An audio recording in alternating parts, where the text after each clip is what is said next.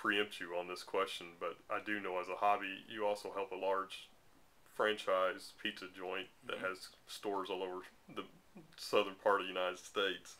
And I know one of the things you've done is kind of go in and change that around, make their marketing more effective. When you go into a company and you're doing something like that, what are some of the first things you look at to make it more impactful? Well, first you look at what they've done, and you look at have they done some right things the wrong way? Okay. A lot of times when you go into a place, they're expecting you to just completely come in with a brand new concept, brand new ideas. Well, there are not that many original ideas out there anymore. I hate to tell you.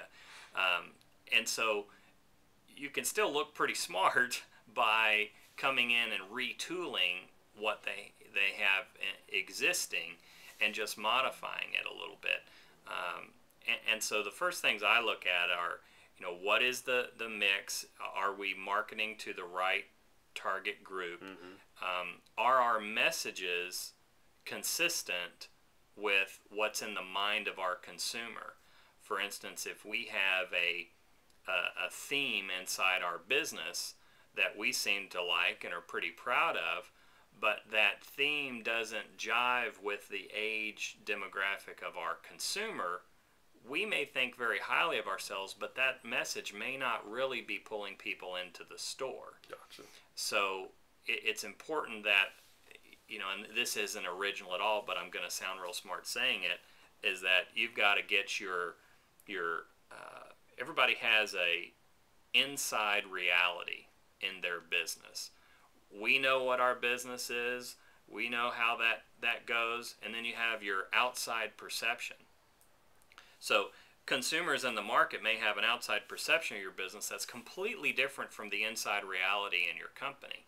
And so that the closer you can develop your marketing to meet your or change the outside perception of your consumers, the more you're going to do to get them into your store. See, that sounded smart, didn't it? But it's not my original thought. What's so amazing about it is just what we covered last two chapters. So, you basically just wrote the textbook for us. Well, and see, like I said, there is some good stuff in the textbooks.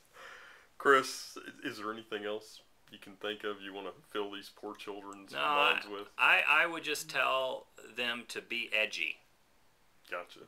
Don't be afraid to get out of that box as soon as you get out of school. Now, you do it diplomatically, do it with respect. Don't go out there and I used to work for a national publishing company, and I got the opportunity to travel all across the country and meeting with ad agencies of some very large companies, and I was finding myself that these large billion-dollar companies were hiring ad agencies who were putting 22-year-olds fresh out of school on their account. Really? And these kids were real excited about having that job and disseminating this information, and but I'm sitting there going, this person does not have a clue.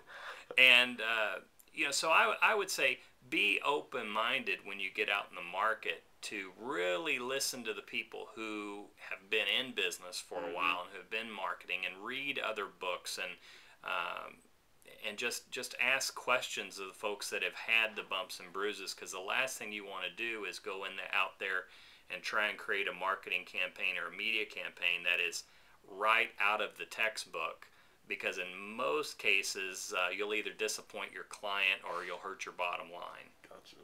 That's outstanding. Thank you, Chris. It was fun. Thank you very much. Yeah.